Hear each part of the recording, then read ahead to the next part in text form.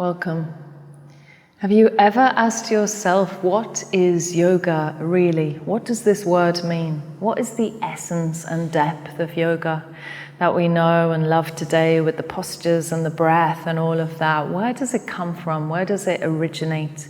How did it get here onto our mats today in this age? So this course is going to bring you through from 3,000 years ago all the way to today, and show you how the different shapes and turns have happened in the history of yoga, and how different practices and different rishis and sages have come with the meaning of yoga to bring depth and understanding to our lives. I hope you can join me. It's going to be such an incredible and beautiful ride. Thank you.